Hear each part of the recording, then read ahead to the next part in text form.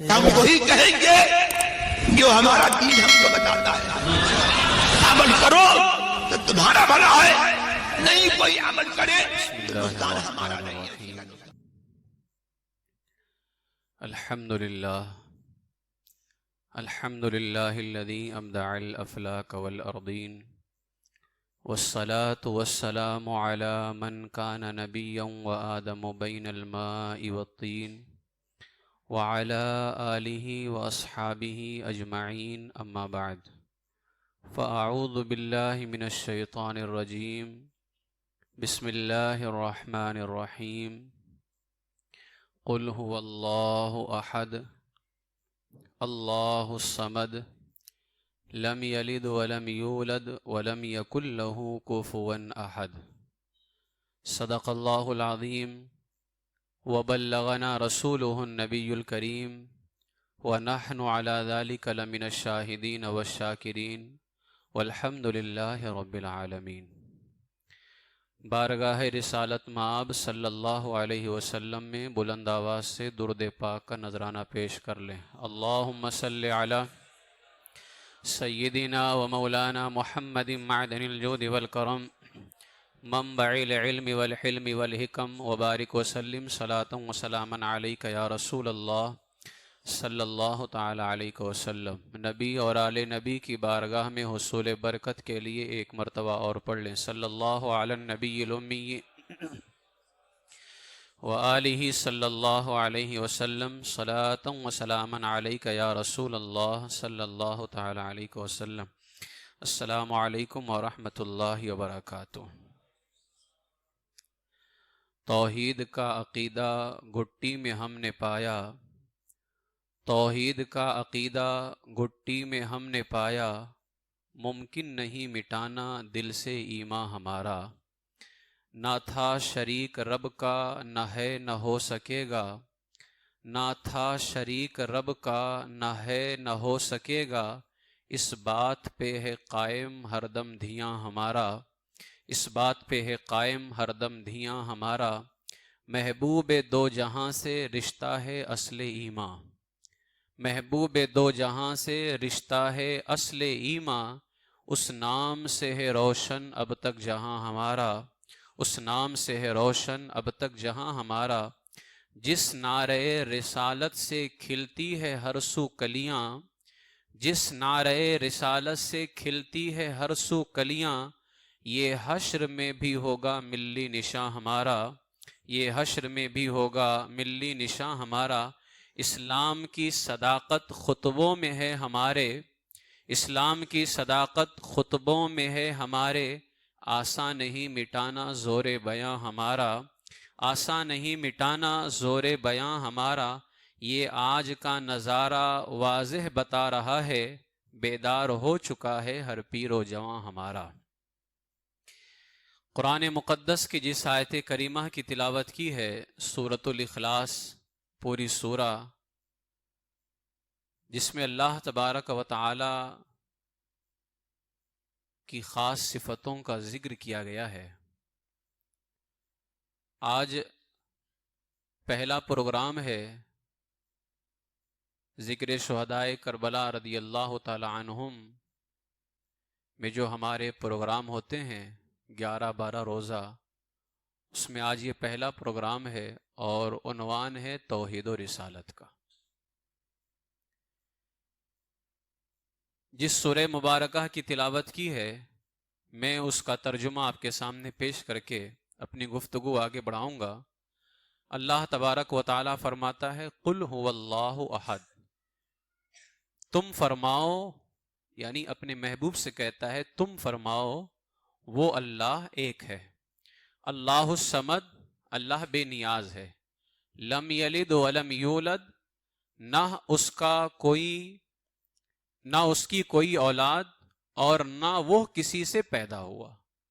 یعنی نہ اس کی اولاد نہ اس کا باپ، نہ اس کی کوئی اولاد اور نہ وہ کسی سے پیدا ہوا.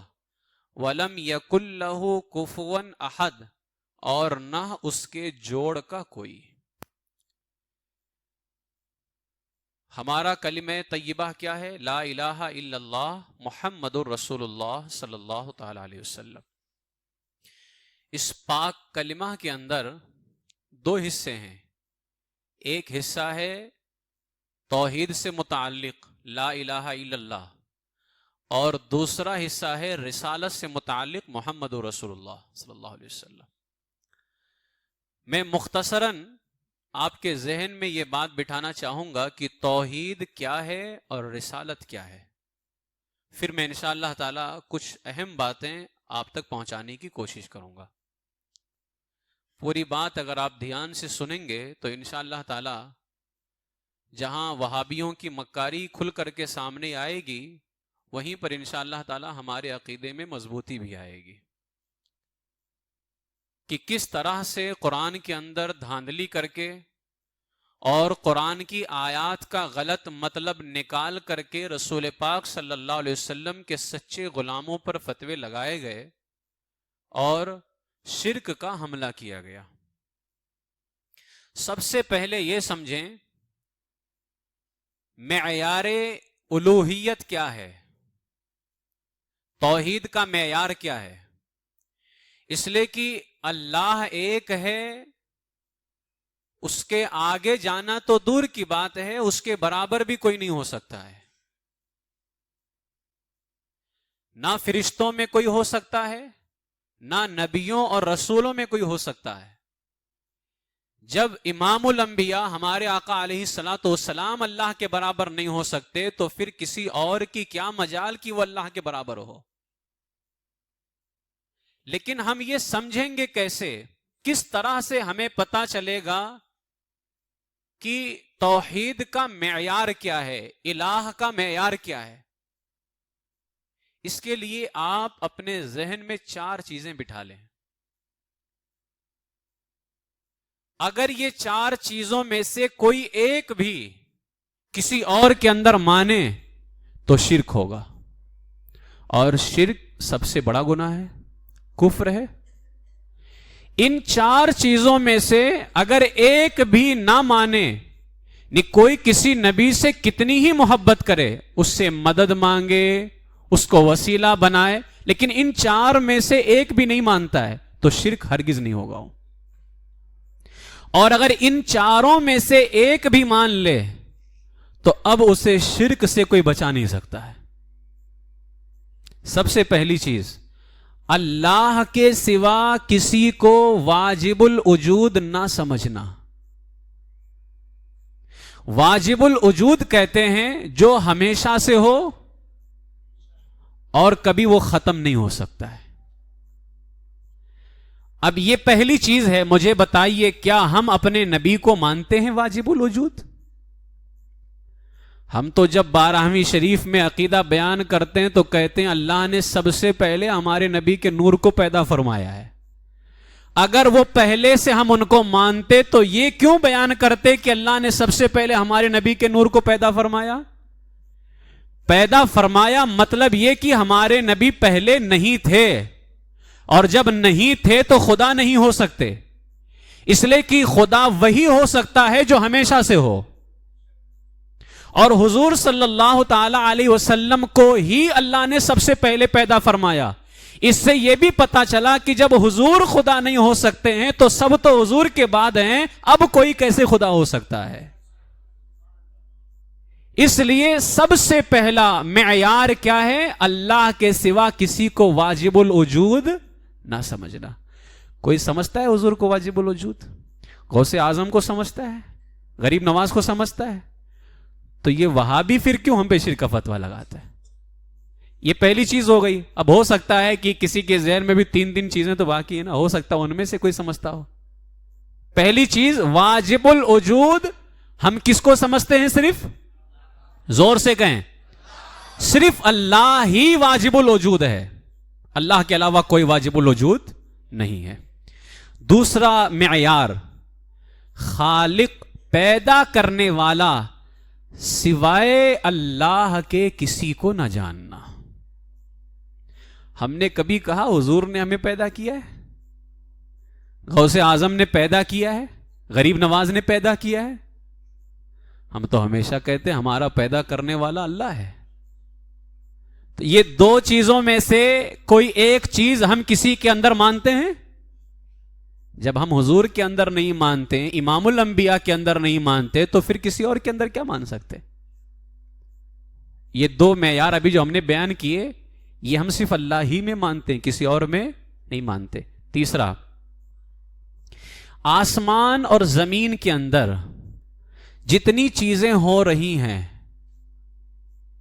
ان تمام کو، چاہے وہ ہم کر رہے ہوں، میں بول رہا ہوں، آپ سن رہے ہو، ٹھیک ہے، غوث اعظم دیتے ہیں، قریب نواز دیتے ہیں، حضور مدد فرماتے ہیں، حضور سنتے ہیں، یہ جو کچھ ہو رہا ہے زمین و آسمان میں، حضرت اسرائیل روح نکالتے ہیں، ہے نا؟ انکار ہے؟ نہیں ہے نا؟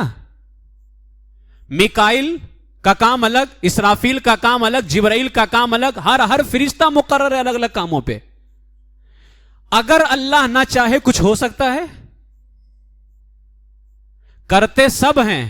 اللہ نہ چاہے تو میں بول نہیں سکتا، اللہ نہ چاہے تو آپ سن نہیں سکتے، اللہ نہ چاہے تو یہ ہمارے ہاتھ حرکت نہیں کر سکتے، اللہ نہ چاہے تو ہماری آنکھیں دیکھ نہیں سکتی ہیں، اللہ نہ چاہے تو سانس باہر نکلے رک جائے، اللہ نہ چاہے تو یہ سانس باہر نہ نکلے، اللہ نہ چاہے تو سانس اندر نہ جائے، وہ نہ چاہے تو کچھ نہیں ہو سکتا ہے. تو تیسری چیز یہ ہے، دنیا میں زمین و آسمان میں جو کچھ ہو رہا ہے ان تمام چیزوں میں حقیقت میں کرنے والا کس کو سمجھنا؟ اللہ ہی کو سمجھنا. بات سمجھ میں آ رہی ہے؟ ہم نے کبھی کہا حضور اپنے سے دیتے ہیں؟ اعلی حضرت نے کیا فرمایا جب میرے آقا علیہ السلام نے وہ حدیث پاک فرمائی جس کو امیر معاویہ رضی اللہ تعالیٰ نے بیان کیا؟ میرے آقا فرماتے انما انا قاسم واللہ یعطی، میں بانٹتا ہوں، اللہ مجھے عطا کرتا ہے. تب اعلی حضرت فرماتے ہیں رب ہے موتی، دینے والا رب ہے، یہ ہیں قاسم بانٹنے والے، رب ہے موتی، یہ ہیں قاسم، رزق اس کا ہے، کھلاتے یہ ہیں. کب کہا اعلی حضرت نے کہ حضور کا رزق ہے؟ اعلی حضرت جب بھی فرماتے ہیں کہتے ہیں رزق اس کا ہے، کھلاتے یہ ہیں. تو یہ تیسرا معیار ہے، زمین و آسمان میں جو کچھ ہو رہا ہے ان تمام چیزوں میں حقیقت میں کرنے والا کس کو سمجھنا؟ اللہ کو ہی سمجھنا. اگر کوئی یہ کہے اللہ بھی اپنے سے دیتا ہے اور حضور بھی اپنے سے دیتے ہیں، اب مسئلہ آپ بتائیے کیا ہوگا؟ ہوگا نا؟ اتنی بات سمجھ میں آ گئی نا؟ یہ بالکل شرک ہے. اس میں یہ نہیں کہ یہ حضور کی تعظیم ہے، یہ تعظیم مصطفیٰ ہے ہی نہیں. جس کا حضور نے رد کیا ہو یہ ان کی تعظیم کیسے ہو سکتی ہے؟ اللہ اپنے سے دیتا ہے اور رسول پاک علیہ الصلوۃ والسلام اللہ کے فضل سے عطا فرماتے ہیں، رزق اس کا ہے، کھلاتے یہ ہیں. 3 معیار ہو گئے. چوتھا معیار، اب بتائیے، ابھی میں نے آپ سے مسئلہ پوچھا تھا کہ حضور اپنے سے نہیں دیتے، تو جب ہم حضور کے بارے میں اتنا ستھرا عقیدہ رکھتے ہیں کہ وہ اپنے سے نہیں دیتے، تو ہم کب کہیں گے کہ غوث پاک اپنے سے دیتے ہیں؟ کب کہیں گے کہ غریب نواز اپنے سے دیتے ہیں؟ اب یہ توحید یہاں سنیے سنی ہری مسجد کے اندر، ایک توحید وہاں پر بھی بیان ہوتی ہے، رسول اللہ مر کے مٹی میں مل گئے، یہ توحید ہے، یہ ان کے یہاں توحید ہے. لیکن ہمارے یہاں یہ توحید نہیں ہے. ہمارے یہاں توحید یہ ہے اللہ بھی زندہ ہے، حضور بھی زندہ ہیں. اللہ کو زندہ کسی نے نہیں رکھا ہے اور حضور کو اللہ نے زندہ رکھا ہے. یہ ہماری توحید ہے اور یہ ان کی مردود توحید ہے. تو توحید ادھر بھی بیان ہو رہا ہے، توحید ادھر بھی، لیکن وہاں والی توحید شیطانی ہے اور یہاں والی توحید اسلامی ہے. یہ 3 معیار ہو گئے. چوتھا معیار، اللہ کے سوا کسی کو بھی عبادت کے لائق نہیں سمجھنا. سجدے دو ہوتے ہیں، عبادت کا، تعظیم کا. یہاں تو ہم تعظیم کا سجدہ نہیں کرتے ہیں، تو عبادت کا سجدہ کہاں کریں گے؟ جبکہ تعظیم کا اگر کوئی کر بھی لے تو کافر نہیں ہوگا، حرام ہے، گنہگار ہوگا. عبادت کا کرے تب کافر ہوگا. ہم تو حضور کے دربار میں بھی جا کر کے تعظیم کا سجدہ نہیں کرتے ہیں. اعلیٰ حضرت کیا فرماتے ہیں؟ پیشے نظر وہ نو بہار، سجدے کو دل ہے بے قرار. پھر کہتے روکیے سر کو روکیے، یہی تو امتحان ہے.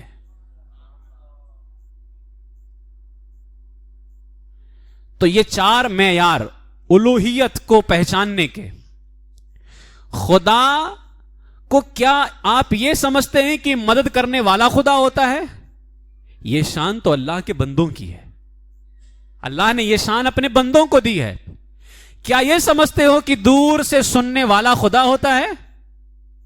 تو دور سے سننے والا اگر خدا ہوتا ہے تو اللہ تو فرماتا ہے میں تمہاری شہرک سے بھی زیادہ قریب ہوں. تو اللہ دور ہوا کب؟ دور سے سننے والے کو تم کہتے ہو کہ تم نے شریک کر دیا ہے، شرک کر دیا ہے. تو شرک تو تبھی ہوگا جب اللہ سے برابر کیا جائے.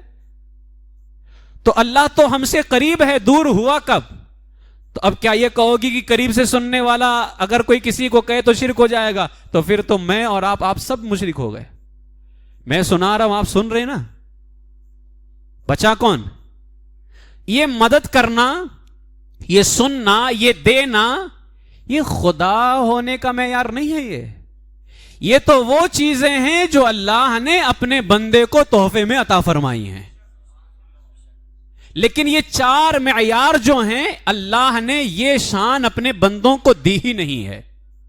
صرف اللہ ہی واجب الوجود ہے. اللہ نے اپنے علاوہ کسی کو یہ مقام نہیں دیا ہے کہ وہ واجب الوجود ہو. اس لیے کہ واجب الوجود ہو کیسے سکتا ہے؟ واجب الوجود کہتے ہی اسے ہیں جو ہمیشہ سے ہو، اور اللہ کے علاوہ ہمیشہ سے کوئی نہیں ہے. یہ چار معیار اپنے ذہن میں بٹھا لیں.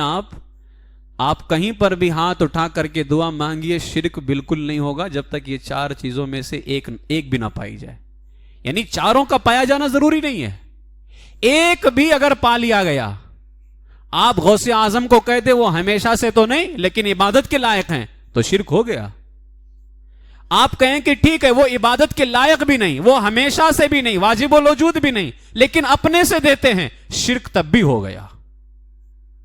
شرک تب بھی ہو گیا. آپ یہ کہیں کہ نہیں غوث اعظم واجب الوجود بھی نہیں، عبادت کے لائق بھی نہیں، اپنے سے دیتے بھی نہیں ہیں، لیکن غوث اعظم ہمیں پیدا کرنے والے ہیں، شرک تب بھی ہو گیا. نہ غوث اعظم واجب الوجود، نہ ہمارے آقا علیہ الصلوۃ والسلام واجب الوجود، نہ ہمارے آقا اپنے سے عطا کرنے والے، نہ ہمارے آقا ہمیں پیدا کرنے والے، نہ ہمارے آقا عبادت کے لائق. یہ چاروں شانیں کس کی ہیں؟ اللہ تبارک و تعالیٰ کی ہیں. جب تک ان چاروں میں سے ایک بھی کسی کے اندر نہ مانی جائے شرک ہوگا ہی نہیں. یہ ہے معیار الوہیت. توحید کو پہچاننے کے یہی چار طریقے. اب منصب رسالت کیا ہے؟ کیونکہ عنوان میں دوسرا لفظ تھا رسالت کا. منصب رسالت یہ ہے، یہ رسولوں کا منصب ہے. دنیا میں کم و بیش 313 کی تعداد بھی ہے، لیکن تعداد کوئی فکس نہیں ہے. کم بیش بھی ہو سکتے ہیں، زیادہ کم بھی ہو سکتے ہیں. انبیاء کرام کے علاوہ جو رسولان اعظام ہیں، کیونکہ انبیاء کرام جو محض ان پر وحی آتی ہے اور اللہ تبارک و تعالی کے احکام اس کے بندوں تک پہنچاتے ہیں، لیکن رسول وہ ہے جو نیا دین اور نئی شریعت لے کر کے آتا ہے. ہر رسول نبی ہوتا ہے لیکن ہر نبی رسول نہیں ہوتا ہے. انبیاء کرام کی تعداد کم و بیش 1,24,000 ہے. رسولان اعظام کی تعداد کم و بیش 313 کی تعداد، کم زیادہ کے ساتھ میں. منصب رسالت اللہ کے احکام پہنچانے کے لیے، اللہ کے عام بندوں تک ان کی ہدایت کے لیے انبیاء کرام اور رسولان اعظام تشریف لے کر کے آتے ہیں، اور وہ اللہ کی عطا سے سب کچھ کر سکتے ہیں. وہ اللہ کی عطا سے کیا کر سکتے ہیں؟ سب کچھ کر سکتے. یہ بہت ہی اختصار کے ساتھ خلاصہ کے طور پر یہ منصب رسالت کہ وہ اللہ کی عطا سے سب کچھ کر سکتے. ہم نے مانا نبیوں میں کہ وہ سب کچھ کر سکتے ہیں، لیکن اپنے سے. اور شرک کب ہوگا؟ اپنے سے. اور اپنے سے ایک ہی ذات ہے. کون سی ذات ہے وہ؟ اللہ تبارک و تعالیٰ کی. اب یہ معیار الوہیت آپ کے ذہن و دماغ کے اندر میرے خیال سے یہ معیار بیٹھ گیا ہوگا، اور رسالت کا بھی. اب قرآن مقدس کے اندر آیتیں ایک جیسی تو نہیں ہیں. وہابیہ دیابنا جو ہیں، ایک قرآن کی آیتیں پڑھ کر کے ہمارے اوپر شرک کا فتویٰ لگاتے ہیں اور کہتے کیا ہیں؟ توحید یہ نہیں ہے، توحید یہ ہے. اب یہ کس طرح کی دھاندلی کرتے ہیں اور کس طرح کے نظام کو خراب کرتے ہیں. قرآن شریف میں بتوں اور بتوں کے پجاریوں کو اللہ نے من دون اللہ سے تعبیر کیا ہے.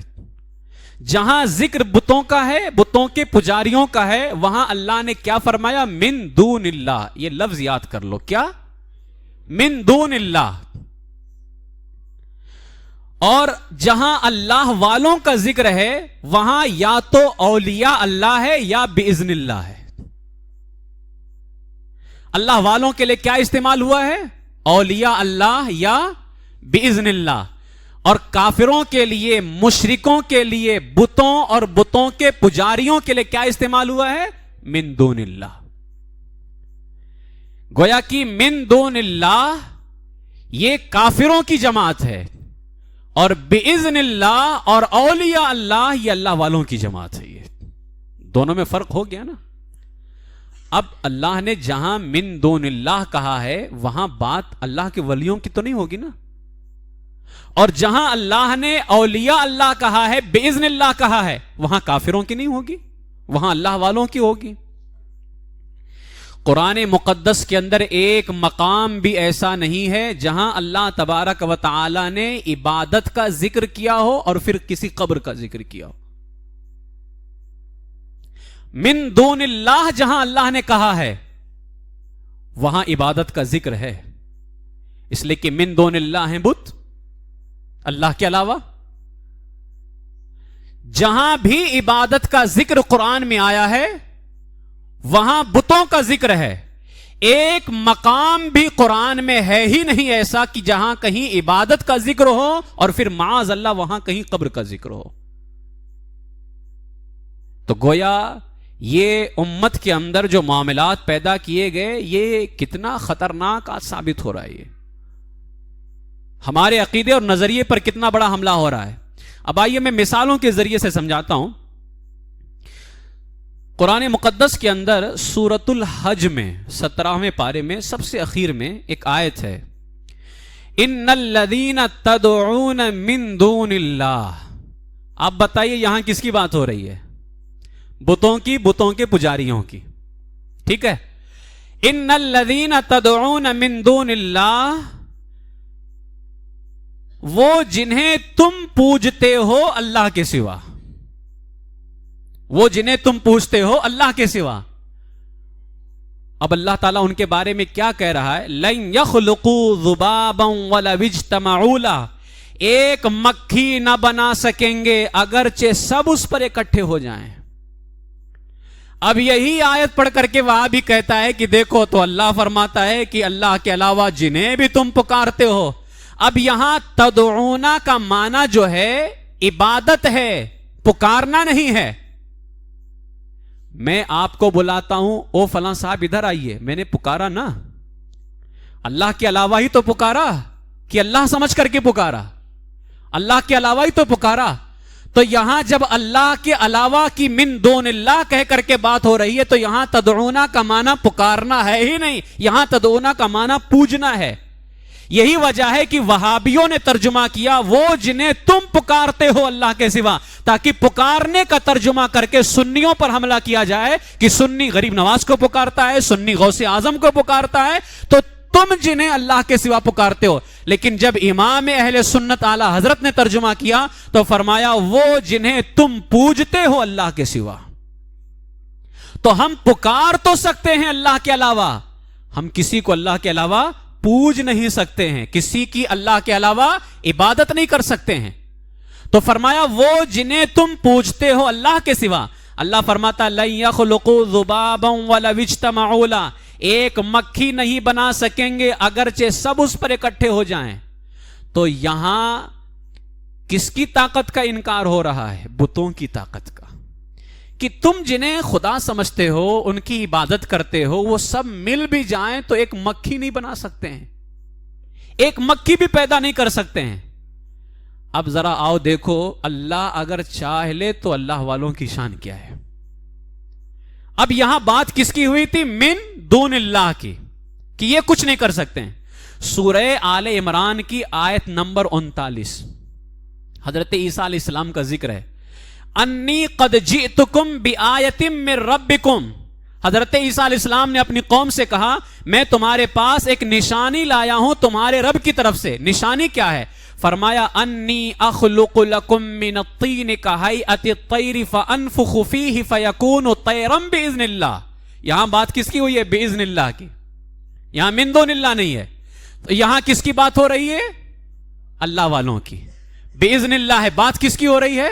اللہ والوں کی۔ جہاں تھا من دون اللہ، وہاں اللہ نے فرمایا سب بھی جمع ہو جائیں تو ایک مکھی بھی نہیں بنا سکتے ہیں۔ اب یہاں بات باذن اللہ کی ہوئی ہے، اب دیکھنا جہاں باذن اللہ کہا وہاں طاقت کیا ہے۔ حضرت عیسیٰ علیہ السلام خدا ہیں؟ نہیں، لیکن بات یہاں باذن اللہ سے ہے۔ حضرت عیسیٰ علیہ السلام نے اپنی قوم سے فرمایا میں تمہارے لیے مٹی سے پرند کی سی مورت بناتا ہوں، جیسا پرندہ ہوتا ہے نا اس صورت میں۔ حضرت عیسیٰ علیہ السلام نے فرمایا کہ میں مٹی لیتا ہوں اور جس طرح ایک پرندہ ہوتا ہے میں مٹی سے پرندے جیسی صورت بناتا ہوں۔ مجھے بتائیے ایک پرندہ وہ ہے جس میں جان ہے، مٹی کا پرندہ بناؤ گے تو جان ہے اس میں؟ حضرت عیسیٰ علیہ السلام کیا فرماتے ہیں؟ میں تمہارے لیے مٹی سے پرند کی سی مورت بناتا ہوں، فانفخ فیہ، پھر اس میں پھونک مارتا ہوں، فیکون طیرم، وہ فوراً پرند ہو جاتی ہے۔ کیا ہو جاتی ہے؟ وہ فوراً پرند ہو جاتی ہے، زندہ ہو جاتی ہے۔ کیسے؟ باذن اللہ، اللہ کے حکم سے، اللہ کے حکم سے۔ مجھے بتائیے جہاں کچھ نہیں کوئی کر سکتا ہے وہاں بات بتوں کی ہوئی تھی من دون اللہ کہہ کر کے، ان وہابیوں نے من دون اللہ والی بات لا کر کے اولیاء اللہ پر لگا دیا ہے۔ اور جب اولیاء اللہ کی بات ہوئی ہے، بھائی انبیاء کرام بھی تو اللہ والے ہی ہیں، اولیاء اللہ غوث اعظم کو ہی نہیں کہا جاتا ہے، غریب نواز کو ہی اولیاء اللہ نہیں کہا جاتا ہے، اولیاء اللہ کہتے ہیں اللہ کے دوستوں کو، اور اللہ کے دوست ہمارے حضرت عیسیٰ علیہ السلام بھی ہیں، حضرت موسیٰ بھی ہیں، ہمارے آقا علیہ السلام بھی ہیں، غوث اعظم بھی ہیں، غریب نواز بھی ہیں۔ ہاں اللہ کے دوستوں میں اللہ سے سب سے زیادہ قریب اگر کوئی ہے تو ہمارے آقا صلی اللہ تعالی علیہ وسلم ہے۔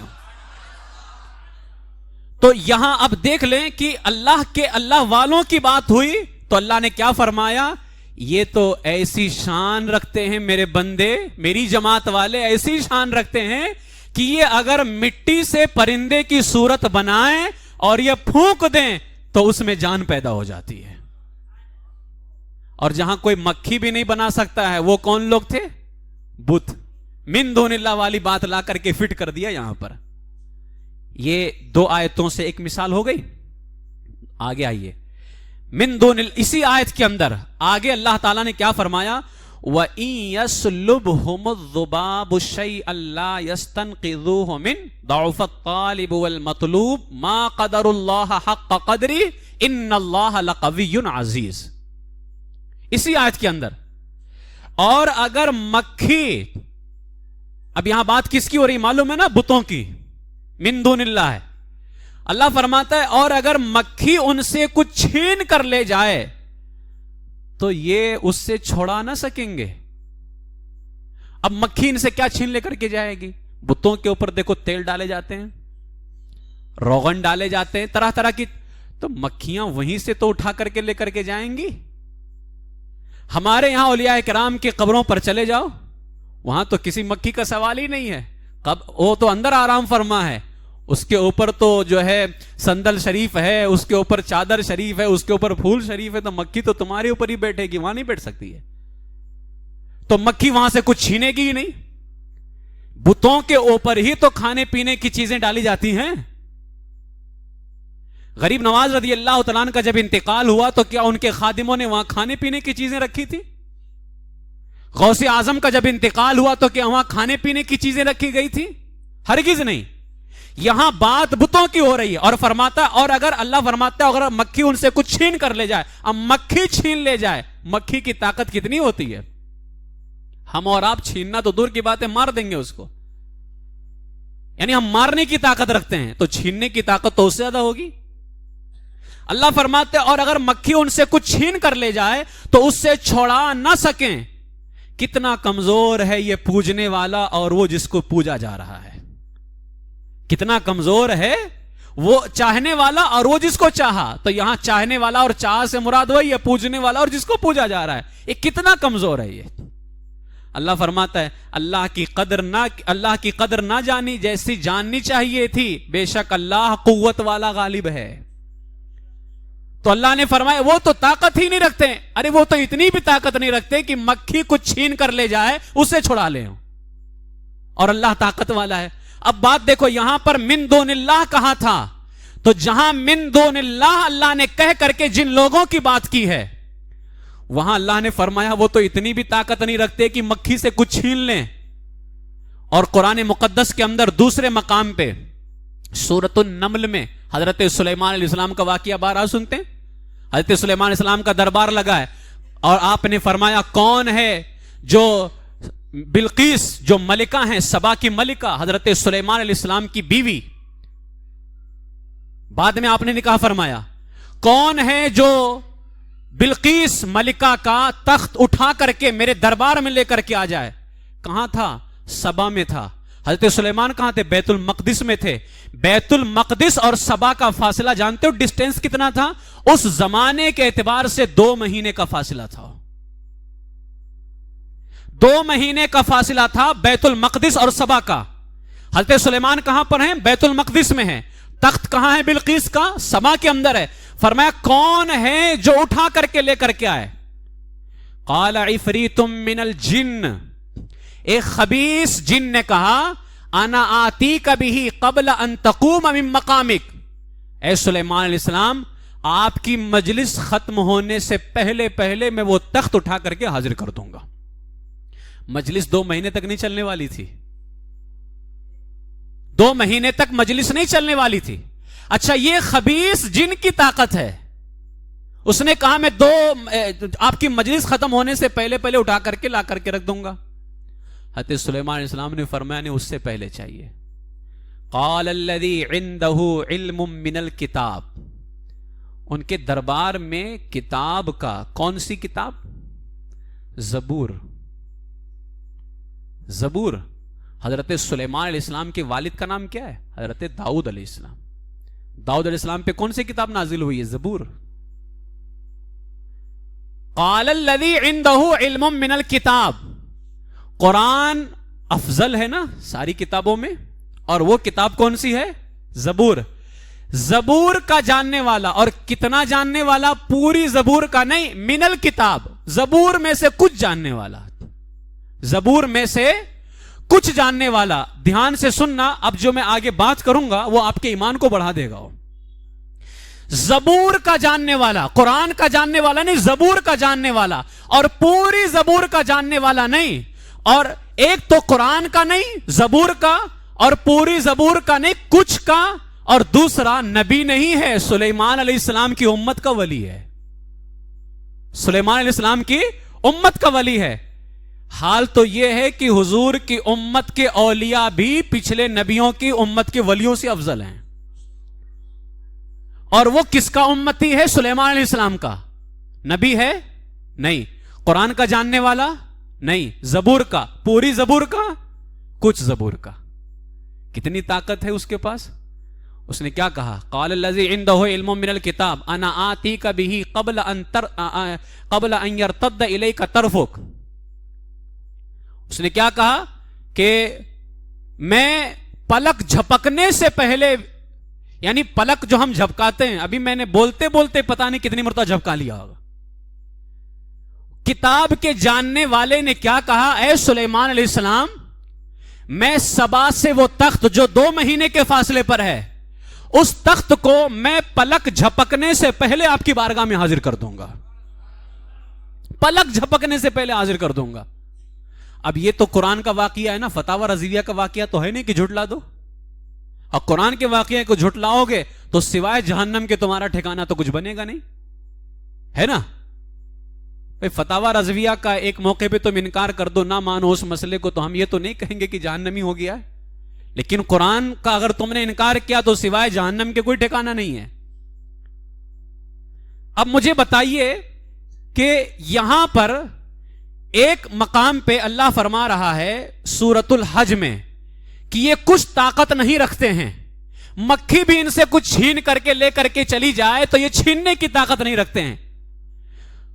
اگر یہاں بات بندوں کی ہو رہی ہے کہ کوئی بھی ہو، اللہ والا ہو یعنی اللہ کا محبوب بندہ ہو، وہ بھی طاقت نہیں رکھتا ہے، اگر بات یہاں سب کی ہو رہی ہے تو پھر سورۃ النمل کی اس آیت کا کیا جواب دیں گے جہاں اللہ تعالیٰ بندے کی شان بیان کر رہا ہے کہ پلک جھپکنے سے پہلے 2 مہینے کے فاصلے پر رکھا ہوا تخت اٹھا کر کے حاضر کر رہا ہو. یہ بھی تو طاقت ہے.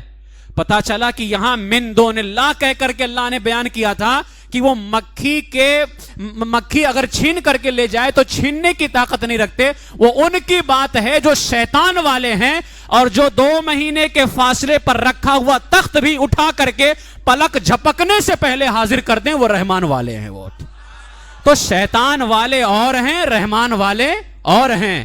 رحمان والوں میں طاقت ہی طاقت ہے اللہ کے فضل سے، اور شیطان والوں میں کوئی طاقت نہیں ہے. وہ اب بتائیے 2 مہینے کے فاصلے پر رکھا ہوا تخت پلک جھپکنے سے پہلے کون اٹھا رہا ہے؟ زبور کا جاننے والا، قرآن کا جاننے والا نہیں، پوری زبور کا کچھ. اور کیا نبی ہے؟ وہ ولی ہے.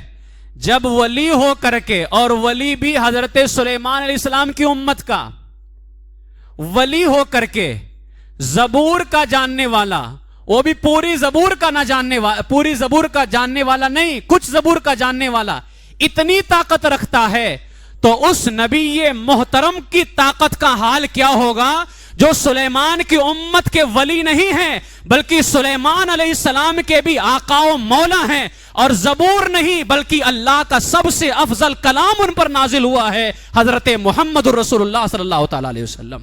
ان کی طاقت کا حال کیا ہوگا جب وہ 2 مہینے کے فاصلے پر رکھا ہوا تخت پلک جھپکنے سے پہلے پہنچا سکتا ہے. وہاں بھی مر جائے کہتے کہتے کہ تم نبی کو پکارتے ہو تو مدد کے لیے آ سکتے ہیں کیا؟ ہم نے کہا جب وہ 2 مہینے کے فاصلے پر رکھا ہوا تخت اٹھا کر کے پلک جھپکنے سے پہلے پیش کر سکتا ہے تو پھر ہمارے آقا علیہ الصلوۃ والسلام کو جب کوئی امتی غم میں پکارے گا تو پلک جھپکنا تو دور کی بات ہے، ابھی وہ دل میں سوچے گا ہی کہ حضور مدد کے لیے تشریف لے کر کے آ جائیں گے.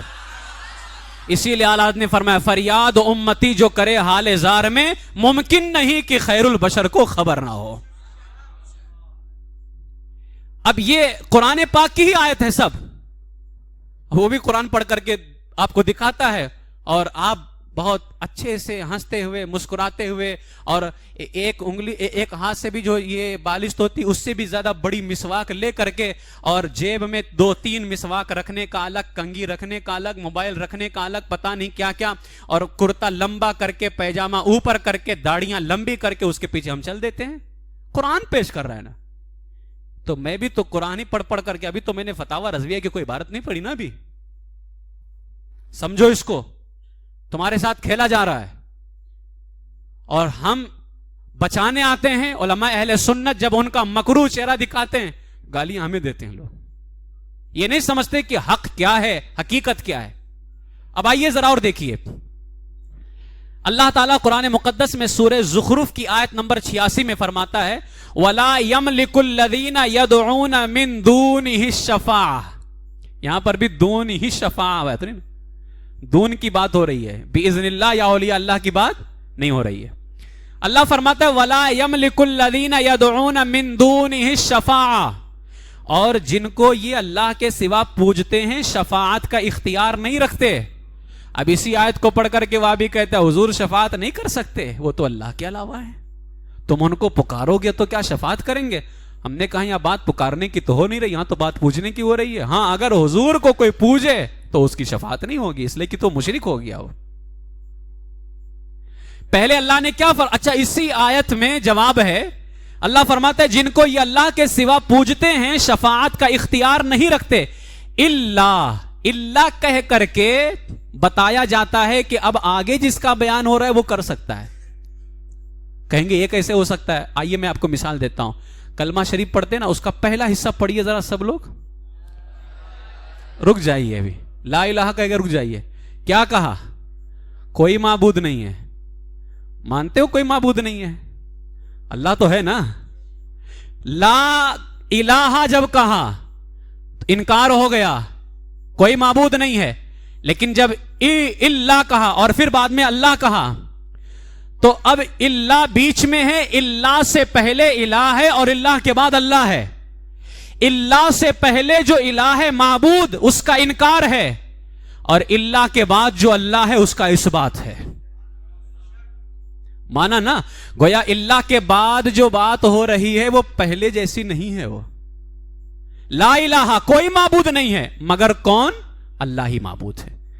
سورۃ العصر پڑھتے ہیں, ان الانسان لفی خسر, سارے انسان خسارے میں ہیں, گھاٹے میں ہیں, نقصان میں ہیں. سب انسانوں کی بات ہوئی.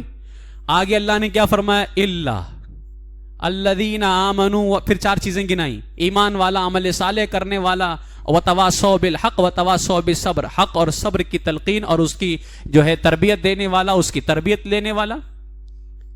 یہ خسارے میں نہیں ہے.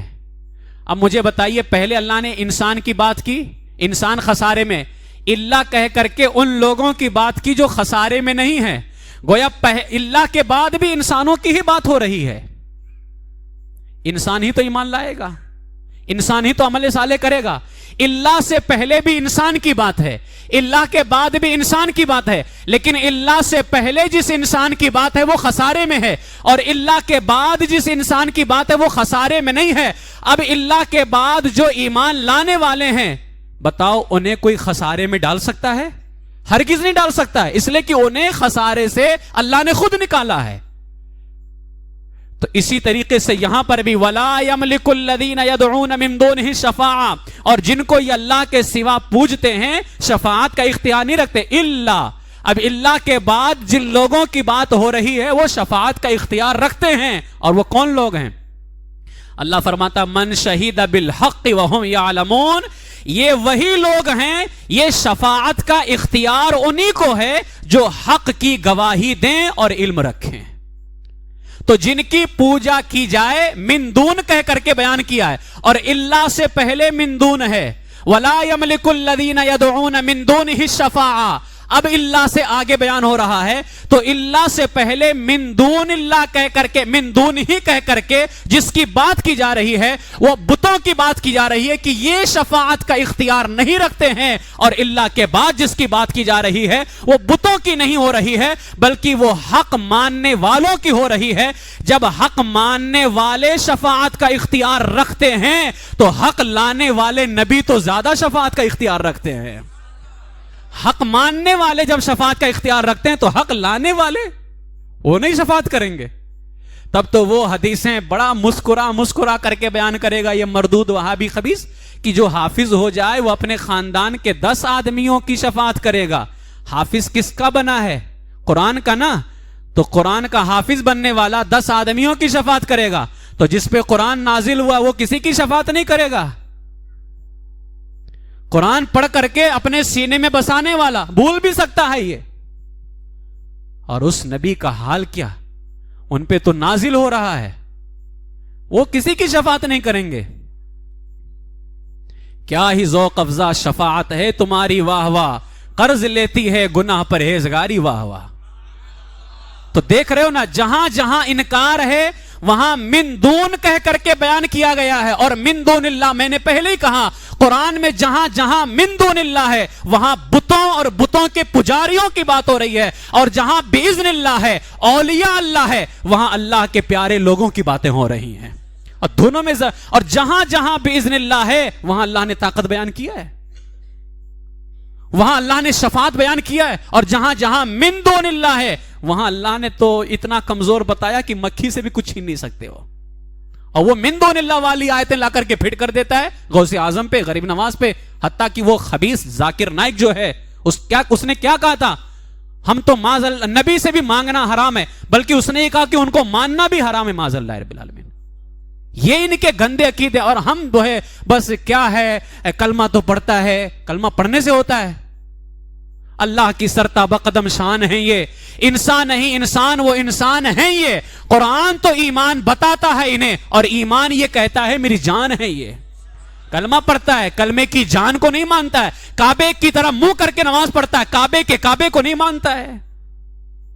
تو اگر کعبے کے کعبے کو نہ مانے, کلمہ کی جان کو نہ مانے, تو کعبے کی طرح منہ کر کے پڑھی جانے والی نماز بھی تیرے منہ پہ ماری جائے گی. اور اگر کلمہ طیبہ کی جان ہمارے آقا علیہ السلام کو تو نہ مانے تو تیرا کلمہ بھی تیرے منہ پہ مار دیا جائے گا. اللہ کو پسند ہی نہیں ہے. اللہ کے محبوب کو چھوڑے گا تو اللہ کو کوئی بھی چیز پسند نہیں ہے. اب یہ ہے سب قرآن کی آیتیں. قرآن مقدس کے اندر اللہ تبارک و تعالی نے ایک مقام پہ یہ فرمایا ہے, اسی کے اندر آپ دیکھ لیں. اب یہاں پر بھی من دون اللہ کہہ کر کے بات کی گئی تھی کہ شفاعت کا اختیار نہیں رکھتے ہیں, ہے نا, اور جو حق کی گواہی دیں وہ شفاعت کا اختیار رکھتے ہیں, شفاعت کے مالک ہیں. کیونکہ اللہ نے ولا یملک الذین کہا ہے نا, وہ شفاعت کے مالک ہیں, جو حق کی گواہی دیں وہ شفاعت کے مالک ہیں. سورہ فاطر کی آیت نمبر 13 اللہ فرماتا والذین تدعون من دونہ ما یملکون من قطمیر. یہاں پر بھی یملکون آیا مالک, اور ساتھ میں کون سا لفظ آیا ہے من دونہ. بات کس کی ہو رہی ہے, بتوں کی. اب ترجمہ سنیں کیا ہے, اللہ فرماتا ہے اور اس کے سوا جنہیں تم پوجتے ہو کھجور کی گھٹلی کے چھلکے تک کے مالک نہیں. قطمیر کہتے ہیں کھجور کی گھٹلی کا جو چھلکا ہوتا ہے نا.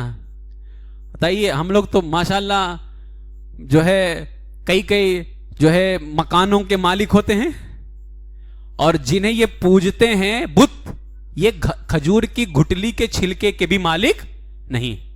اب یہی آیت پڑھ کر کے کہتے دیکھو اللہ فرماتا ہے, کیونکہ ترجمہ کرتے پکارنے کا, اور اللہ کے سوا جنہیں تم پکارتے ہو, دیکھو اللہ فرماتا ہے کہ وہ جن کو بھی تم پکارو وہ کھجور کی گھٹلی کے بھی مالک نہیں. تم غوث اعظم کو پکارتے ہو وہ تو کھجور کی گھٹلی کے مالک نہیں. قرآن کہہ رہا ہے. اب ہمارا آدمی سن کر کے ہاں یار یہ تو قرآن ہے, اور یہاں پکارنے کی بات نہیں, یہاں پوجنے کی بات ہے. اسی لیے اعلی حضرت نے ترجمہ کیا تدعونا, کیونکہ اس کا ترجمہ پوجنا کرنا پڑے گا. کیونکہ قرآن میں جہاں یہ کہا گیا کہ کھجور کی گھٹلی کے مالک نہیں, وہیں پر مالکوں کا بھی ذکر کیا گیا ہے. اگر یہاں تم پکارنے کا ترجمہ کر دو اور کہہ دو کوئی کسی چیز کا مالک نہیں ہے, تو جہاں مالک ہونے کی بات کی جا رہی ہے پھر وہاں کیا جواب دو گے؟ تو اللہ نے کیا فرمایا, وہ جنہیں تم پوجو وہ تو کھجور کی گھٹلی کے چھلکے کے مالک نہیں. یہاں من دون اللہ ہے, من دون ہی ہے, تو فرمایا وہ کھجور کی گھٹلی کے چھلکے کے بھی مالک نہیں ہیں. اور ابھی جو میں نے آیت پیش کی تھی سورہ زخرف کی آیت نمبر 86, اس میں بھی اللہ نے فرمایا تھا جنہیں تم اللہ کے سوا پوجو وہ شفاعت کے مالک نہیں ہیں الا من شہید بالحق. اب بتاؤ ان دونوں آیتوں میں اللہ فرماتا ہے جنہیں پوجو, نہ وہ شفاعت کے مالک ہیں. شفاعت کا مالک ہونا تو دور کی بات ہے, کھجور کی گھٹلی کے بھی مالک نہیں ہیں. لیکن پھر آگے اللہ فرماتا ہے الا من شہید بالحق, مگر وہ مالک ہے جو حق کی گواہی دے, جو حق کی گواہی دے. اس سے کیا پتا چلا؟ اس سے پتا چلا کہ جو من دون اللہ والے ہیں وہ تو کھجور کی گھٹلی کے بھی مالک نہیں ہیں, اور جو اللہ والے ہیں انہیں تو اللہ نے شفاعت کا بھی مالک بنا دیا ہے. یہی پتا چلا نا. تو جہاں مالک نہیں وہاں وہ من دون اللہ والے ہیں, اور جہاں مالک ہیں وہ کون سے والے ہیں؟ وہ اللہ والے ہیں. تو اللہ والوں کی بات اللہ والوں کے حساب سے کی جائے. جب اللہ والوں کی بات ہو تو اللہ والوں کی آیتیں پڑھی نہ جانے جو ان کی شان میں. تو جب اللہ والوں کی بات ہوتی ہے تو وہاں بھی من دون اللہ والی آیتیں پڑھتا ہے جو بتوں کے بارے میں. قرآن شریف میں ایک آیت اور ہے, اتبعوا ما انزل الیکم من ربکم ولا تتبعوا من دونہ اولیاء, سورہ اعراف کے اندر. اتبعوا ما انزل الیکم من ربکم ولا تتبعوا من دونہ, یہاں پر بھی کیا ہے, من دونہ. اللہ فرماتا ہے اے لوگو اس پر چلو جو تمہارے رب کی طرف سے اترا. اتبعوا ما انزل الیکم من ربکم, جو رب کی طرف سے اترا اس پر چلو.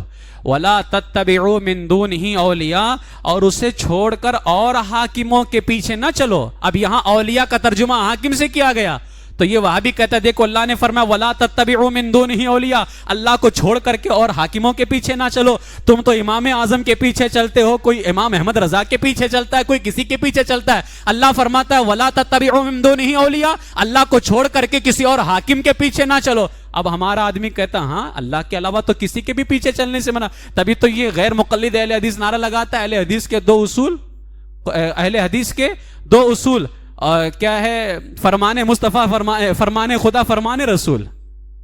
اہل حدیث کے دو اصول فرمان خدا, فرمان رسول. یہی آیتیں پڑھ کر کے سب جہنم میں گئے ہیں.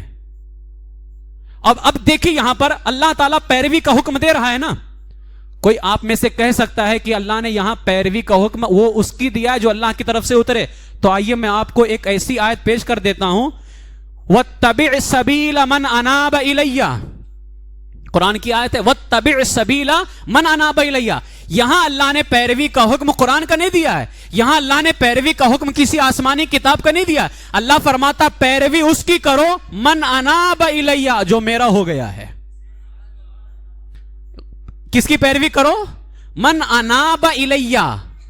انابا کہتے ہیں پلٹ کے آنے کو, اناب الیہ جو میری طرف پلٹ کے آ گیا. تو اللہ کی طرف پلٹنے والا اللہ ہی کا تو ہوا. تو اللہ کیا فرماتا ہے, پیروی کرو اس کی جو میرا ہو گیا ہے. اب قرآن کی ایک آیت کے اندر اللہ فرماتا ہے جو نازل ہوا اس کی پیروی کرو, اور جو میرا ہو گیا اس کی پیروی کرو. اور ایک مقام پہ اللہ نے فرمایا اللہ کے علاوہ کسی اور حاکم کی پیروی نہ کرو. تو ظاہر سی بات ہے اگر دیکھا جائے ولا تتبعوا من دونہ اولیاء, اس میں تو کہا جا رہا ہے اللہ کے علاوہ کسی حاکم کی پیروی نہ کرو. واتبع سبیل من اناب الیہ کے اندر پتہ چل رہا ہے کہ اللہ کے علاوہ پیروی کی جا سکتی ہے. تو اگر اللہ کے علاوہ سب کا انکار کر دیا جائے تو دونوں آیتیں ٹکرا رہی ہیں کہ نہیں ٹکرا رہی ہیں. ایک جگہ اللہ کے علاوہ کسی کی پیروی نہ کرو, اور ایک جگہ اللہ فرماتا ہے جو میرا ہو گیا اس کی پیروی کرو. تو پتہ چلا جہاں اللہ پیروی سے منع کر رہا ہے وہاں کوئی اور ہیں, اور اللہ نے بتا دیا من دونہ کہہ کر کے وہاں کون ہے. وَلَا تَتَّبِعُوا مِن دُونِهِ أَوْلِيَاءَ, جن کو اللہ کے علاوہ پوجتے ہیں ان حاکموں کی پیروی نہ کرو, لیکن جو میرے بندے ہو گئے ہیں اور میرے بندوں میں سب سے افضل میرا محبوب ہے. اس کے بعد آپ دیکھ لیں میرے بندوں میں غوث اعظم ہیں, میرے بندوں میں امام اعظم ہیں, میرے بندوں میں خواجہ اعظم ہیں, میرے بندوں میں مجدد اعظم ہیں. یہ سب میرے بندے ہیں. تمہیں پیروی ان بتوں کی نہیں کرنی ہے, اگر پیروی کرنی ہے تو میرے سچے بندوں کی کرنی ہے.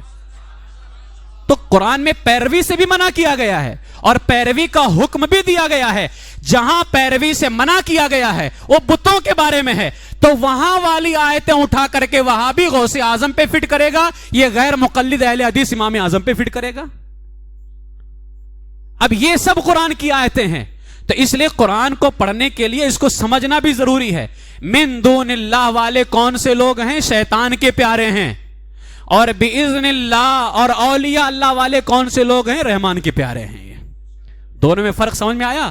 لہذا جب بھی اس سے پوچھ لینا کون سی آیت میں ہے, آیت جب پڑھے نا جیسے اس میں من دون اللہ آ جائے سمجھ جانا یہ کہاں کی بات ہو رہی ہے. اصول سمجھ میں آیا نا. اور جب اولیاء اللہ آ جائے تو بالکل نہیں گھبرانا. اب یا تو وہ ترجمے ڈنڈی مار کر کے بتا رہا ہوگا, جب من دون اللہ آ جائے تو سمجھ جانا کہ یہ آیت کہیں اور کی ہے, کہیں پھٹ کہیں اور کر رہا ہے. مارے گھٹنا پھوٹے سر, آیت کہیں اور کی ہے, پھٹ کہیں اور کر رہا ہے. آپ کو یہ بات سمجھ میں آئی نا, یاد رہے گی نا. من دون اللہ میں کون مراد ہیں, بت یا بتوں کے پجاری. اور اولیاء اللہ میں اور باذن اللہ میں کون مراد ہیں, رحمان کی جماعت والے, اللہ کی جماعت والے. ٹھیک ہے.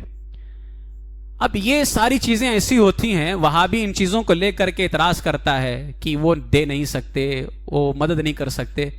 مجھے بتاؤ آپ کی عزت ہے کہ نہیں ہے, ہے نا, میری عزت بھی ہے نا. کیسے؟ قرآن تو کہتا ہے ان العزت للہ جمیعا, ساتھ جمیعا بھی کا ہے کہ پوری کی پوری عزت اللہ ہی کے لیے ہے. تم اس میں سے تھوڑا سا نکال کر کے بھی اپنے لیے نہیں رکھ سکتے آپ. پوری کی پوری عزت کس کے لیے ہے؟ آپ کے لیے کہاں سے ہو گئی؟ شریک نہیں ہوئے جب کہا کہ میرے لیے بھی عزت ہے. اسی لیے ہم کہتے ہیں جنہوں نے سمجھا ہے ان کی عزت ہے, جنہوں نے نہیں سمجھا ہے. تو اعلیٰ حضرت کیا فرماتے ہیں؟ بیٹھتے اٹھتے مدد کے واسطے یا رسول اللہ کی کثرت کیجئے, غیظ میں جل جائے بے دینوں کا دل, یا رسول اللہ کی کثرت کیجئے. تو جو نہیں سمجھے ہیں ان پہ رات دن لعنت, ان کی کوئی عزت نہیں ہے. اور جنہوں نے سمجھا ہے کہ کہاں کیا مطلب ہے, کہاں کیا مطلب ہے. اب قرآن کی ایک آیت کہہ رہی ہے ان العزت للہ جمیعا, پوری کی پوری عزت اللہ ہی کے لیے ہے. اور قرآن کی دوسری آیت کہتی ہے وَلِلَّهِ الْعِزَّةُ وَلِرَسُولِهِ وَلِلْمُؤْمِنِينَ, عزت اللہ کے لیے ہے, عزت رسول اللہ کے لیے ہے, اور رسول اللہ کے غلاموں کے لیے ہے. تو اب قرآن کی ایک عزت کہتی پوری کی پوری عزت, جمیعہ سے بتا رہا مطلب ہو رہا ہے کہ پوری عزت, اس میں سے تم نکال نہیں سکتے کہ چلو اس میں سے نکال کر کے حضور کے لیے غلاموں کے لیے نہیں, پوری عزت اللہ ہی کے لیے ہے. پھر حضور کے لیے بھی تو عزت ہے. وہ تو میں نے شروع میں کہا وہی 4 چیزیں چیک کر لینا. معیار الوہیت, عزت ہونا کسی کی, یہ خدا کو پہچاننے کا طریقہ نہیں ہے یہ کہ کسی کی عزت ہو تو خدا ہو جائے گا, نہیں ہو سکتا ہے. تو جیسے عزت ہونا یہ اس بات کی دلیل نہیں کہ خدا ہے, تو مدد کرنا بھی اس بات کی دلیل نہیں کہ وہ خدا ہے. اب اللہ تعالیٰ خود فرما رہا ہے کہ پوری کی پوری عزت اللہ کے لیے ہے, اور دوسرے مقام پہ فرماتا ہے عزت اللہ کے لیے, رسول اللہ کے لیے ہے, اور مومنوں کے لیے ہے. تو اب دونوں آیتوں میں بتانا پڑے گا کہ وہاں جو عزت کی بات ہو رہی ہے وہ اللہ کی وہ عزت ہے, یہ عزت اللہ کو کسی نے دی نہیں ہے. اور جہاں عزت اور لوگوں کی بھی بیان کی جا رہی ہے, حضور کی عزت ہے, نبیوں کی عزت ہے, مومنوں کی عزت ہے, یہ عزت اللہ کی طرف سے عطا ہوئی ہے, یہ عزت اللہ کی طرف سے عطا ہوئی ہے. آگے اللہ تعالیٰ اسی لیے فرماتا ہے کیونکہ یہ جب ہم وہابیوں سے کہتے ہیں ذاتی اور عطائی کہ اللہ کا جو کچھ ہے ذاتی ہے, بندوں کا عطائی ہے, یہ وہابی کہتا ہے تم کہاں سے یہ سب سمجھ گئے. ہم تو سمجھیں گے ہی. آگے اللہ فرما رہا ہے نا کون نہیں سمجھے گا, وَلَٰكِنَّ الْمُنَافِقِينَ لَا يَعْلَمُونَ, منافق ہی نہیں جانے گا, باقی سنی تو جان جائے گا کہ ذاتی کیا ہے اور عطائی کیا ہے, منافق نہیں جانے گا. تو ہمیں بھی گھبرانے کی ضرورت نہیں ہے, اسی لیے آپ بھی مت گھبرایا کرو کہ یار وہابی کو سمجھاتے سمجھتا کیوں نہیں ہے. اسی لیے اللہ نے فرمایا وہابی کبھی نہیں سمجھے گا, وہابی کبھی نہیں سمجھے گا, اس لیے کہ اللہ نے قرآن میں فرما دینا کہ یہ منافق کبھی نہیں سمجھے گا. بات سمجھ میں آئے آپ لوگوں کو؟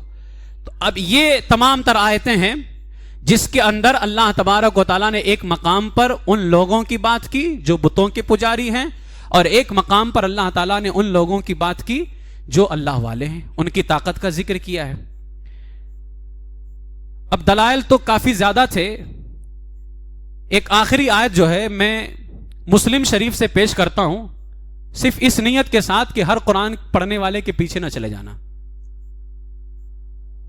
اب مسلم شریف کے اندر یہ جو کتاب الایمان میں روایت ہے, حدیث نمبر 493, اس میں یزید الفقیر کا ذکر ہے. یزید الفقیر نہیں ہے واقعہ بیان کیا, ان کا نام تھا, اور آج بہت سارے عقیدے کے فقیر ہیں, ہے نا. اس وقت ان کا بھی حال وہی تھا.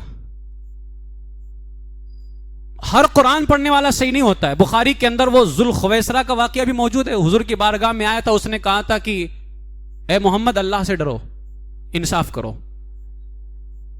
تو فاروق اعظم رضی اللہ تعالیٰ عنہ کو جلال آ گیا. حضور فرمائے تو اسی گردن اتار دوں میں. آپ سے کہتا ہے کہ اللہ سے ڈرو, آپ سے تو ہم نے ڈرنا سیکھا اللہ سے. آپ سے کہتا ہے انصاف کرو, ہم تو انصاف نہیں کرتے تھے, آپ نے ہمیں انصاف کرنا سکھایا ہے. اور آپ سے کہہ رہا ہے کہ حضور نے فرمایا رہنے دو, معاملہ میرا ہے, میں خود حل کروں گا. بعد میں حضور نے کیا فرمایا, اس کو رہنے دو, میں دیکھ رہا ہوں اس کی نسل میں کچھ ایسے لوگ پیدا ہوں گے جو قرآن پڑھیں گے لیکن ان کے گلے سے نیچے نہیں اترے گا. اور یہ وہابیہ دیابنا سا, اسی کی نسل میں ذوالخویسرہ کی نسل میں ابن عبد الوہاب نجدی پیدا ہوا تھا.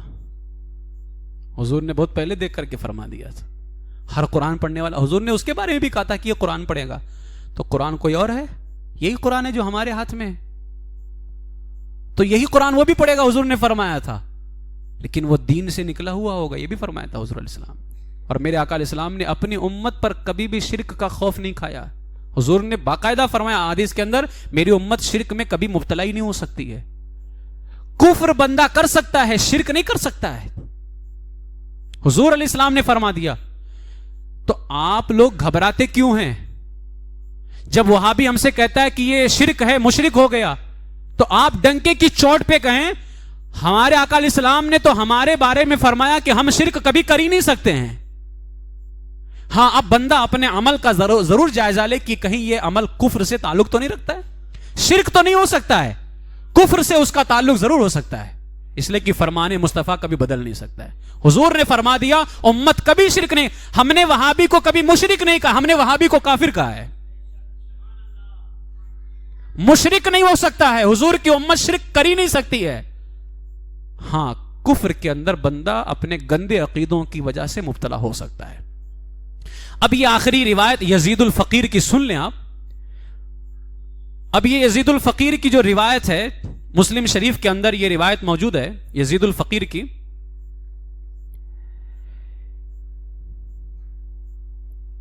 اب یہ پورا ایک واقعہ بیان ہوا اس کے اندر، یزید الفقیر نے بیان کیا۔ کیا بیان فرماتے ہیں؟ فرماتے ہیں کنت قد شغفنی رأی من رأی الخوارج۔ یزید الفقیر جو ہیں، یہ راوی اس حدیث کے، انہوں نے فرماتے ہیں مجھے یزید الفقیر نے حدیث سنائی۔ یزید الفقیر ایک شخص کا نام ہے۔ کیا فرماتے ہیں راوی حدیث کے کہ یزید الفقیر نے مجھے ایک حدیث سنائی، اور انہوں نے کیا کہا؟ خارجیوں کے نظریات میں سے ایک بات میرے دل میں بیٹھ گئی تھی، یعنی میں اس وقت خارجیوں کے جو ہے اس میں فتنے میں آ گیا تھا۔ اب یہ زمانہ کس کا ہے؟ دور صحابہ کرام کا زمانہ ہے۔ یزید الفقیر اس وقت خارجیوں کے شکار ہو گئے تھے۔ فرماتے ہیں کہ میرے دل میں خارجیوں کی ایک بات بیٹھ گئی۔ خیر، ہم خارجی جماعت میں نکلے، جیسے آج جماعت میں نکلتے ہیں۔ یزید الفقیر کہتے ہم پورے کے پورے خارجی تھے، ہم جماعت میں نکلے۔ اچھا، جا کہاں رہے تھے؟ آگے اس کا ذکر ہے کہ خارجی کہیں مندر میں نہیں جانا تھا۔ یزید الفقیر کہتے ہیں فخرجنا فی عصابۃ ذوی عدد نرید ان نحج۔ یزید الفقیر کہتے ہیں ہم ایک جماعت میں نکلے جس کی اچھی خاصی تعداد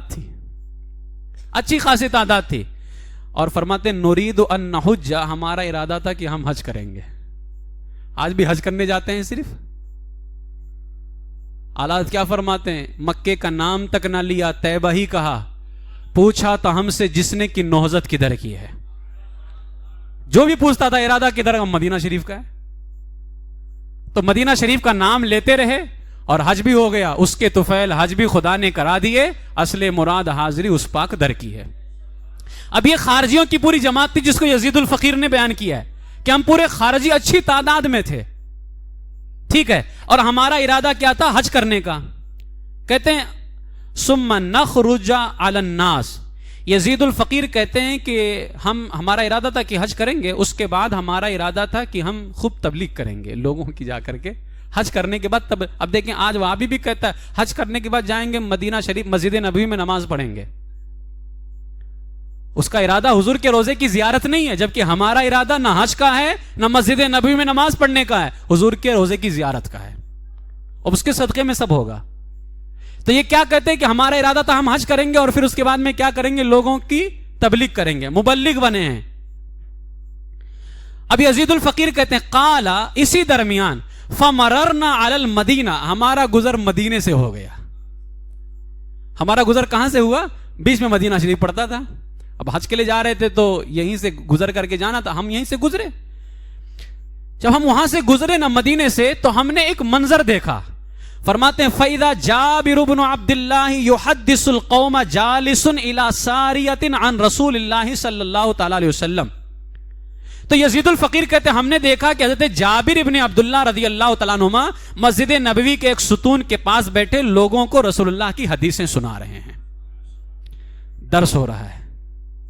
حضرت جابر ابن عبداللہ صحابی رسول، یزید الفقیر نے کیا دیکھا کہ وہ حدیثیں سنا رہے ہیں، اور ذکر کس کا تھا؟ کہتے ہیں یزید الفقیر نے کہا فَإِذَا هُوَ قَدْ ذَكَرَ الْجَهَنَّمِيِّينَ، وہ ذکر کر رہے تھے ان جہنمیوں کا جن کو حضور کی شفاعت سے جہنم سے نکال کر کے جنت میں داخل کیا جائے گا. اب خارجی تو مانتا نہیں ہے. اب یزید الفقیر نے جب سنا تو انہوں نے کہا یہ کیا بیان ہو رہا ہے کہ حضور شفاعت کریں گے؟ حضرت جابر ابن عبداللہ درس دے رہے تھے ان جہنمیوں کے بارے میں جن کو جہنم سے نکال کر کے جنت میں داخل کیا جائے گا حضور کی شفاعت سے. تو یزید الفقیر کہتے ہیں میں آگے بڑھنے کے بجائے رک گیا. نے کہا ان سے چل کر کے پوچھتے ہیں کہ یہ قرآن کے خلاف بیان کر رہے ہیں. کس کے خلاف بیان کر رہے ہیں؟ قرآن کے خلاف. اچھا گیا تھا صحابی رسول کے پاس میں اور لے کر کے کیا گیا تھا؟ قرآن جو آج ہمارے پاس لے کر کے آتے یہ مردود. یزید الفقیر کہتے ہیں فقلت لہو، میں نے ان سے کہا، حضرت جابر بن عبداللہ سے کہا یا صاحب رسول اللہ صلی اللہ علیہ وسلم ما ھذا الذی تحدثون، اے اللہ کے رسول کے صحابی آپ یہ کیا بیان کر رہے ہیں؟ یعنی آپ اتنا غلط بیان کر رہے ہیں کہ حضور کی شفاعت ہوگی اور کوئی جہنم سے نکال کر کے جنت میں داخل کیا جائے گا، یہ تو قرآن کے خلاف ہے. یہ اب یہ صرف آج قرآن نہیں پیش کرتے ہیں، صحابی رسول جنہوں نے حضور سے قرآن سیکھا تھا یہ خارجی وہاں بھی قرآن پیش کرتے تھے. کہا اے جابر ابن عبداللہ آپ قرآن کے خلاف مسئلہ بیان کر رہے ہیں، قرآن کے خلاف عقیدہ بیان کر رہے ہیں. حضرت جابر ابن عبداللہ رضی اللہ تعالیٰ نے بھی سوچا کہ آخر کون سی آیت قرآن کی ایسی ہے جس کے میں نے خلاف بیان کر دیا. پوچھا کون سی آیت ہے؟ اب اس نے قرآن اٹھا کر کے جیسے یہ مرزا پلمبر اٹھا کر کے یہ دیکھو قرآن ہے، یہ دیکھو قرآن ہے، یہ دیکھو قرآن ہے. اس خارجی نے بھی قرآن اٹھا لیا تھا صحابی رسول کے سامنے. اس کے بعد میں کہتا ہے واللہ یقول، اے صحابی رسول جابر ابن عبداللہ اللہ تو فرماتا ہے انک من تدخل النار فقد اخزیتہ، بے شک جس کو تو نے آگ میں داخل کر دیا اس کو رسوا کر دیا. اللہ فرماتا ہے جس کو اللہ آگ میں داخل کر دے اللہ نے اس کو رسوا کر دیا. اور آگے اللہ فرماتا ہے دوسری آیت میں کلما ارادوا ان یخرجوا منها اعیدوا فیہا، وہ جب بھی اس سے نکلنے کا ارادہ کریں گے اس میں لوٹا دیے جائیں گے. اب قرآن میں ہے کہ اللہ جس کو جہنم میں داخل کرے گا اس کو ذلیل و رسوا کر دے گا اور جب بھی وہ نکلنا چاہے گا اس میں لوٹا دیا جائے گا. اور جابر ابن عبداللہ کیا بیان کر رہے تھے کہ حضور کی شفاعت سے جہنم سے نکالا جائے گا اور جنت میں داخل کیا جائے گا. اب یہ قرآن کی دو آیتیں لے کر کے وہ حضرت جابر ابن عبداللہ کی بارگاہ میں پہنچا ہے کہ آپ تو قرآن کے خلاف عقیدہ بیان کر رہے ہیں. قرآن میں ہے کہ اگر وہ نکلنے کا ارادہ بھی جہنم سے کرے گا تو اس کو اسی میں لوٹا دیا جائے گا، اور آپ کہتے ہیں کہ حضور شفاعت فرمائیں گے اور وہ نکل کر کے جنت میں چلا جائے گا. یہ تو قرآن کے خلاف ہے. اچھا مجھے بتائیے حضرت جابر ابن عبداللہ قرآن کے خلاف بیان کر رہے ہوں گے، آپ کی فکر کہتی ہے، لیکن قرآن لے کر کے وہاں پر بھی پہنچا ہے. قرآن ہی لے کر کے پہنچا تھا. سمجھ لو اب بھی آپ کے پاس وقت ہے کہ ہر قرآن لینے والا حق پہ نہیں ہوتا ہے. ایک قرآن وہ رکھتے ہیں جابر ابن عبداللہ جو حضور کی شفاعت بیان کر رہے ہیں، اور ایک قرآن یہ لے کر کے پہنچا جو شفاعت مصطفیٰ کا انکار کر رہا ہے. قرآن دونوں جگہ، ایک جگہ قرآن بھی ہے شفاعت مصطفیٰ بھی ہے، اور ایک جگہ قرآن تو ہے لیکن شفاعت مصطفیٰ نہیں ہے. تو ہم وہ قرآن لے کر کے کیا کریں گے جہاں تعظیم مصطفیٰ ہی نہ ہو، شفاعت مصطفیٰ ہی نہ ہو؟ ہمیں قرآن تو اسی مصطفیٰ کے صدقے میں ملا ہے. حضرت جابر ابن عبداللہ رضی اللہ تعالیٰ نے اس سے فرمایا، جب اس نے یہ دو آیتیں پڑھ لی نا تو آپ نے فرمایا کیا تم قرآن پڑھتے ہو کہ یہی دو آیتیں پڑھ کر کیا ہے؟ یہ وہابی بھی ایسے چند آیتیں رٹے رہتے ہیں بس. غیر مقلد اہل حدیثوں کو تو بس 4-5 حدیثیں یاد ہوتی ہیں، بار بار ہاتھ اٹھانا، عورتوں کی طرح سینے پہ ہاتھ باندھ لینا، ٹانگ پھیلا کے کھڑے ہونا، زور سے آمین بول، یہی چند حدیثیں پان رکھنے والے کو بھی یاد رہتی. یہ چند آیتیں اسے رٹ لیتے ہیں، بس من دون اللہ والی آیتیں رٹ لیں گے، باذن اللہ والی نہیں رٹیں گے. من دون اللہ والی آیتیں رٹ لیں گے. اب وہی آپ نے پوچھا کیا تم قرآن پڑھتے ہو کہ بس ایسے 2 آیت پڑھا تو چلے آئے؟ حضرت جابر ابن عبداللہ نے پوچھا فما ھذا الذی تقولون، آپ نے پوچھا اتقرؤ القرآن، کیا تم قرآن پڑھتے ہو؟ یزید الفقیر نے کہا قلت نعم، میں نے کہا ہاں. اب جب حضرت جابر عبداللہ نے پوچھا کہ قرآن پڑھتے ہو، اس نے کہا ہاں، تو حضرت جابر ابن عبداللہ نے فرمایا جس قرآن کی تم آیتیں پیش کر رہے ہو حل سمعت بمقام محمد صلی اللہ علیہ وسلم، کیا تم نے قرآن پاک میں حضور کے مقام محمود کے بارے میں سنا ہے؟ عسیٰ ان یبعثک ربک مقاما محمودا، ان قریب محبوب تمہارا رب تم کو مقام محمود عطا کرے گا. سنا ہے اس آیت کو پڑھا یا کہیں سنا ہے حضور کے مقام محمود کے بارے میں؟ حضرت جابر ابن عبداللہ رضی اللہ تعالیٰ نے جب اس سے پوچھا کہ سنا ہے حضور کے اس مقام کے بارے میں، یعنی الذی یبعثہ اللہ فیہ، قیامت کے دن اللہ اس مقام پہ حضور کو فائز کرے گا، مقام محمود پر.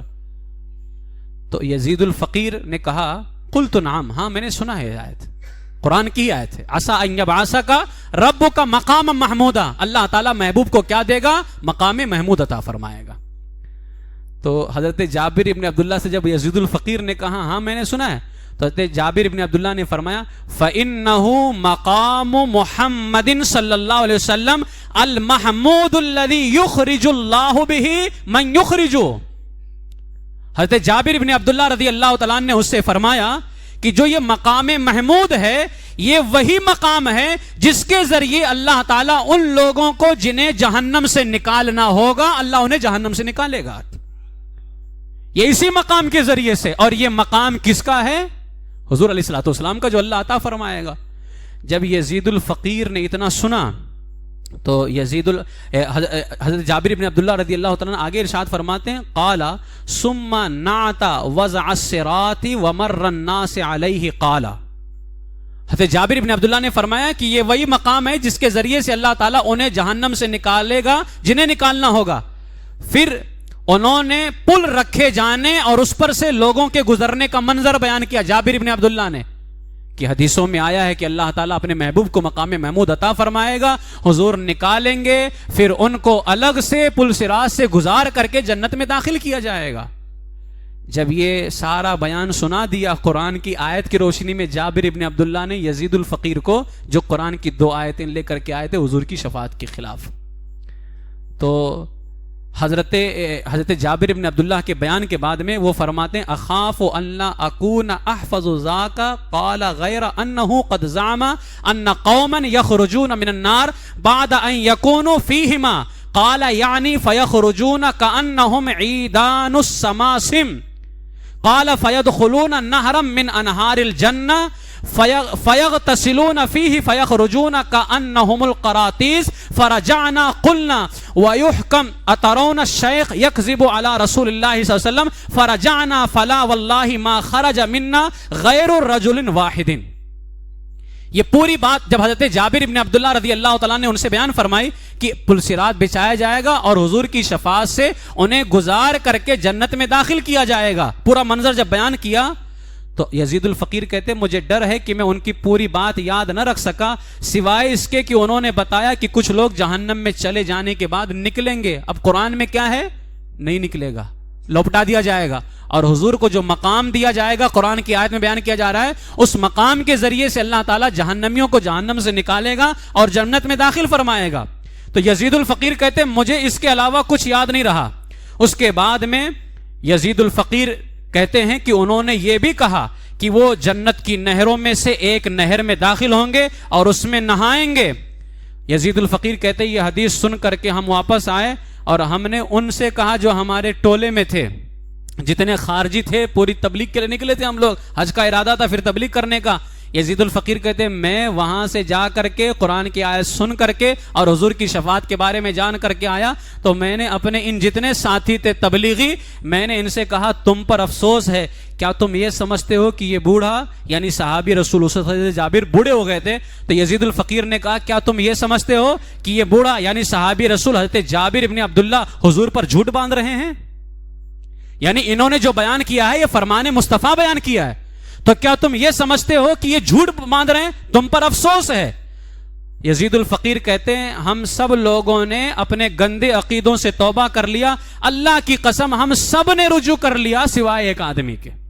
ایک آدمی نہیں پلٹا، باقی ہم سب کے سب پلٹ گئے. اب یہ واقعہ جو ہے مسلم شریف کے اندر بیان کیا، جس کو راوی نے یزید الفقیر سے سنا اور اس میں بیان ہوا کہ قرآن کی 2 آیتیں لے کر کے وہ بھی پہنچا تھا جس میں شفاعت مصطفیٰ کا انکار تھا، اور جابر ابن عبداللہ رضی اللہ تعالیٰ نے وہ قرآن دیا جس میں شفاعت مصطفیٰ بھی ہے. گویا امام احمد رضا نے وہی کہا جو جابر ابن عبداللہ نے فرمایا تھا क्या ही ذوق अफजा शफात है तुम्हारी, वाह वाह कर्ज लेती है गुनाह परहेजगारी, वाह वाह।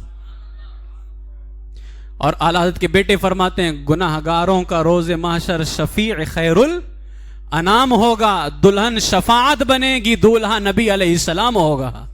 हमारे दादा मुर्शिद फरमाते, मेरे आमाल का बदला तो जहन्नम ही था, मैं तो जाता मेरे सरकार ने जाने न दिया। ये हमारी तौहीद है। आपको मेरे ख्याल से बात समझ में आ गई होगी, तौहीद और रिसालत क्या है। हम तौहीद के चक्कर में नबियों की गुस्ताखी नहीं करते हैं, और नबियों को मानने के चक्कर में तौहीद पे हमला नहीं करते हैं। हमारे एक हाथ में तौहीद का परचम होता है तो दूसरे हाथ में रिसालत का होता है। और अल्हम्दुलिल्लाह हम तौहीद को भी मानते हैं और हम रिसालत को भी मानते हैं, अल्लाह को भी मानते हैं और अल्लाह के महबूब को भी मानते हैं। और अल्लाह ने जितनी ताकतें अता फरमाई हैं, हम अल्लाह के महबूब के अंदर वो सारी ताकतें मानते हैं। ये हमारी तौहीद है। वहां जो तौहीद का ढंडोरा पीटा जाता है वो क्या है, उस पर सिर्फ लानत है। अल्लाह झूठ बोल सकता है, ये वहां की तौहीद है। अल्लाह कुर्सी पर बैठता है तो अल्लाह के वजन से कुर्सी चरचर करती है, ये वहां की तौहीद है ना। अल्लाह ताला किसी को कुछ दे नहीं सकता है, ये वहां की तौहीद है। हमारी तौहीद ये नहीं है।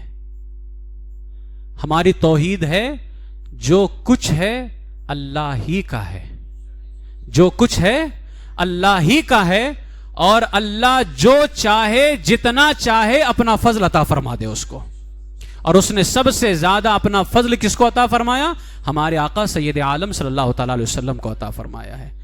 मसलके आला हजरत सलामत रहे, एक पहचान दीन नबी के लिए, इसलिए कि यही जमात है जो अहले सुन्नत व जमात की पहचान है। अहले सुन्नत पे कायम रहो, और इसकी पहचान मसलके आला हजरत है। मसलके आला हजरत सलामत रहे, एक पहचान दीन नबी के लिए, मसलके आला हजरत पे कायम रहो। जिंदगी दी गई है इसी के लिए। अल्लाह तबारक व तआला हमें वो तौहीद अता फरमाए जिसमें रसूल पाक की ताज़ीम हो। हमें अल्लाह वो कुरान अता फरमाए जिसमें अल्लाह का महबूब भी हो। अल्लाह ताला हमें वो ईमान अता फरमाए जिसमें अल्लाह तबारक व तआला के महबूब से आला दर्जे की मोहब्बत हो। मसलके अहले सुन्नत व जमात, मसलके आला हज़रत पर अल्लाह ताला हम सब को इस्तिकामत नसीब फरमाए, और इसी पर हमारा ख़ात्मा फरमाए, और जन्नतुल बकी शरीफ में हुज़ूर अलैहिस्सलातु वस्सलाम के कदमों में अल्लाह ताला हमें मदफन नसीब फरमाए। व आखिरु दावाया अनिल हम्दुलिल्लाहि रब्बिल आलमीन। अस्सलामु अलैकुम व रहमतुल्लाहि व बरकातुहू।